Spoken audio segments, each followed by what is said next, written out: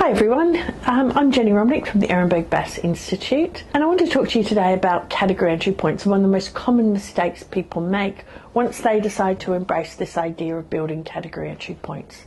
And that is to try and own a single category entry point. Let's think about what ownership really means. We can look at it at one of two levels. We can talk about ownership for an individual, or we can talk about ownership for a brand. Ownership for an individual means that only one brand is linked to that category entry point in their memory.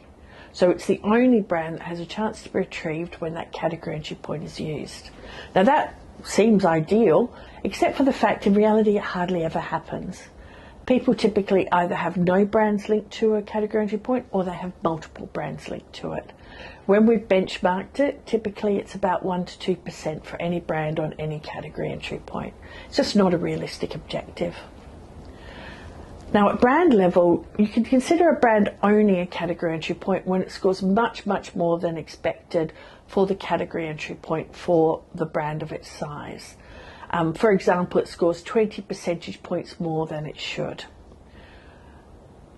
When we've looked at big brands in categories, and again we've done this for around 70 to 80 odd categories, we find that in only 15% of cases do big brands have a very large ownership of a single category entry point.